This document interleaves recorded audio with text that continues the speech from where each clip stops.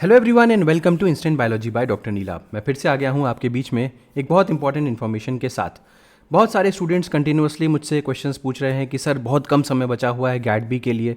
आपने एक बार 50 most important topics के बारे में हमें बताया था, बट उतने टॉपिक्स हमसे नहीं प्रिपेयर हो पा रहे हैं। मिनिमम क्या करना चाहिए हमें, सबसे इंपॉर्टेंट सबसे कोर टॉपिक्स के बारे में अगर आप हमें बता दें तो जो आखिरी का समय है उसमें हमारे लिए रिवीजन करना आसान हो जाएगा। और अगर हमने अभी तक भी ठीक तरीके से पढ़ाई नहीं की है तो हम इन 9 दिन में क्या क्या कर सकते हैं। इतनी कम टाइम में मुझे कौन कौन से कोर टॉपिक्स कम से कम प्रिपेयर करने के जाने चाहिए जिससे कम से कम मैं कुछ हद तक अच्छा पेपर कर सकूं या कुछ अच्छा पेपर कर सकूं। तो मैं अपने एक्सपीरियंस के साथ या जो गैट बी के प्रीवियस ईयर क्वेश्चन पेपर है उसको पूरी तरीके से एनालाइज करने के बाद मैं ऐसे 20 मोस्ट इंपॉर्टेंट टॉपिक्स आपके लिए लेकर के आया हूं जो बिल्कुल एसेंशियल है। मैं कह सकता हूं ये एसेंशियल्स ऑफ गैट बी करके भी है और मैं इसको 20 कोर टॉपिक्स बोल रहा हूं जो आपको मिनिमम कवर करने के जाने चाहिए। एक तरीके से चेकलिस्ट समझ लीजिए कि अगर आप गैट बी का एग्जाम देने जा रहे हैं तो ये टॉपिक्स जो हैं वो चेकलिस्ट बना के रखिए, इनको टिक करके जाइए। ये क्वेश्चंस पक्का यहाँ से आने वाले हैं आपके गैट बी के एग्जाम में। तो चलिए बिना देर किए हुए शुरू करते हैं। मैं आपको बताता हूँ कि कौन कौन से 20 मोस्ट इंपॉर्टेंट टॉपिक्स आपको प्रिपेयर करने चाहिए। तो इस सीरीज़ में हम आगे बढ़ते हैं और देखते हैं सबसे पहला जो टॉपिक है बायोकेमिस्ट्री में। अगर आपको जाना है तो जो टॉप 2 टॉपिक्स हैं बायोकेमिस्ट्री के जो आपको पढ़ के जाने ही जाने चाहिए वो एक है एंजाइम्स और एक है प्रोटीन्स। अब एंजाइम्स से में आपको एंजाइम काइनेटिक्स पूरी अच्छी तरीके से आनी चाहिए, क्लासिफिकेशन अच्छी तरीके से आना चाहिए और ख़ास तौर पे जो क्वेश्चंस रिलेटेड होते हैं आपके जैसे होलो एंजाइम हो गया, एपो एंजाइम हो गया, इस तरीके के क्वेश्चंस, यानी कि आपको जो को फैक्टर्स को एंजाइम्स इन सब टॉपिक के बारे में आपको पता होना चाहिए। Apart from that enzyme inhibition के बारे में भी ज़रूर पता होना चाहिए। उसके बाद आ जाते हैं प्रोटीन्स। अब प्रोटीन्स में आपको पता है कि अमाइनो एसिड्स की प्रॉपर्टीज़ पक्का आती हैं। अमाइनो एसिड प्रॉपर्टीज़ से पक्का क्वेश्चन आएगा, तो ये बात ध्यान रखिएगा। अमाइनो एसिड की प्रॉपर्टीज़, पेप्टाइड बॉन्ड कैसे बनते हैं, अपार्ट फ्रॉम दैट उसमें पेप्टाइड बॉन्ड बनने में क्या होता है, किस तरीके से वाटर लिबरेट आउट होता है, ये सारी की सारी बातें यहाँ से बहुत इंपॉर्टेंट है। तो बायोकेमिस्ट्री में टॉप 2 टॉपिक्स जो मैंने चूज़ किए हैं वो ये हैं। नेक्स्ट आ जाते हैं मेटाबॉलिज्म के अंदर। मेटाबॉलिज्म में निश्चित जान लीजिए रेस्पिरेशन और फोटोसिंथेसिस से क्वेश्चन आएगा ही आएगा। रेस्पिरेशन में खास तौर से इलेक्ट्रॉन ट्रांसपोर्ट चेन के ऊपर पक्का क्वेश्चन आता है। फोटोसिंथेसिस में जैसे C3 प्लांट्स हैं, C4 प्लांट्स हैं और कैम प्लांट्स हैं, इनके ऊपर क्वेश्चन ज़रूर आते हैं। किस तरीके का डिफरेंस है, क्या क्या अंतर है, C3 साइकिल में क्या होता है, C4 में क्या होता है, इस तरीके के क्वेश्चंस पक्का आएंगे। इसको अच्छी तरीके से प्रिपेयर करके आपको जाने की ज़रूरत है।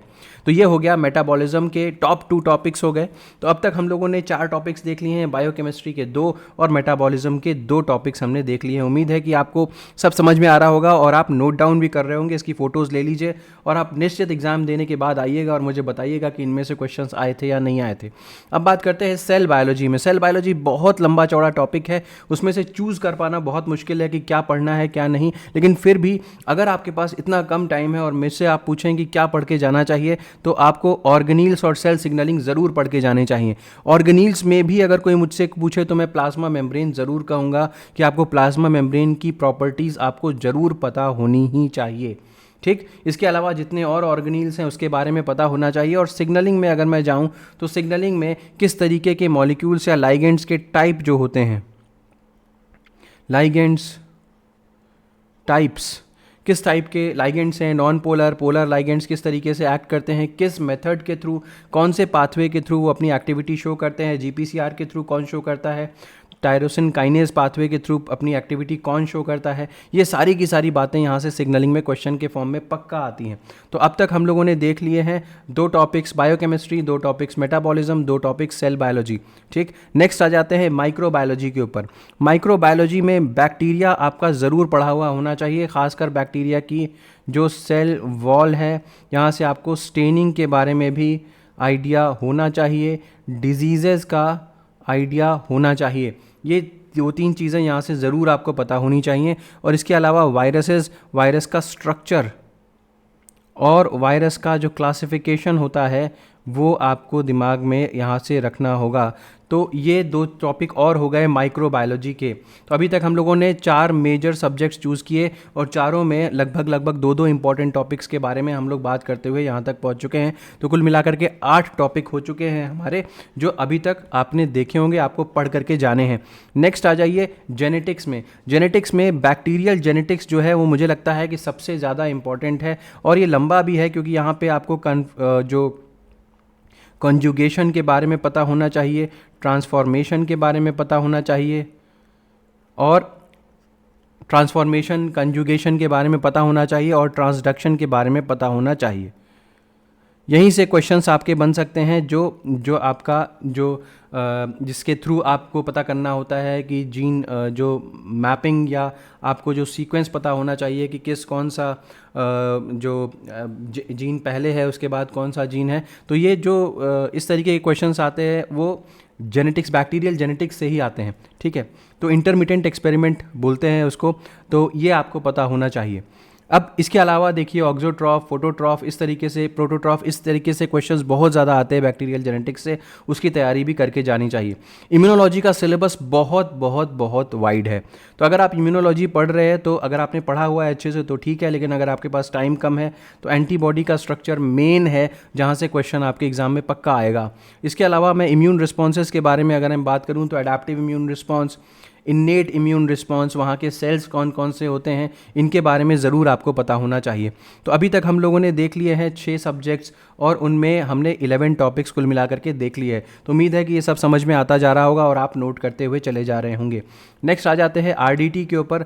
आरडीटी में आपको एंजाइम्स और उनके फंक्शंस के बारे में ज़रूर पता होना चाहिए, जैसे पॉलीन्यूक्लियोटाइड काइनेज है, जैसे अल्कलाइन फॉस्फेटेज है। इन सब एंजाइम्स का क्या रोल है, क्या फंक्शन होता है, कैसे काम करते हैं, कब काम नहीं करते, इन सब के बारे में पता होना चाहिए। तो ये इंपॉर्टेंट है आरडीटी का, ठीक। अब इसके बाद आ जाते हैं हम लोग मॉलिक्यूलर बायोलॉजी के ऊपर। अब मॉलिक्यूलर बायोलॉजी में आपको पता ही है कि यहाँ पे हम कुछ भी नहीं छोड़ सकते। रेप्लिकेशन, ट्रांसक्रिप्शन, ट्रांसलेशन आपको पढ़ना ही पढ़ना पड़ेगा। इट्स वेरी इंपॉर्टेंट, ठीक। तो रेप्लिकेशन पढ़िए, ट्रांसक्रिप्शन पढ़िए, ट्रांसलेशन पढ़िए, और इन सब से रिलेटेड जो एंटीबायोटिक्स होती हैं, एंटीबायोटिक्स जो होती हैं वो आपको ज़रूर पढ़नी पड़ेंगी। तो दिस इज़ वेरी इंपॉर्टेंट। ये एंटीबायोटिक्स, रेप्लिकेशन, ट्रांसक्रिप्शन, ट्रांसलेशन से रिलेटेड पढ़ के जाइए। नेक्स्ट आ जाइए, अगर हम बात करते हैं animal, plant and microbial biotechnology में, तो animal, plant and microbial biotechnology में एक क्वेश्चन तो आपका जो मैच द फॉलोइंग टाइप में आता है सेकेंडरी मेटाबोलाइट्स के ऊपर, ये ज़रूर पता होना चाहिए। और इसके बाद प्लांट टिश्यू कल्चर के ऊपर ये ज़रूर पता होना चाहिए। प्लांट टिश्यू कल्चर में अगर हम लोग हार्मोन्स की बात करते हैं तो कौन कौन से हार्मोन्स लगते हैं प्लांट टिश्यू कल्चर में, ये आपको ज़रूर पता होना चाहिए। तो ये 2 टॉपिक्स मैंने अगेन चूज़ कर लिया आपके animal, plant and microbial biotechnology से।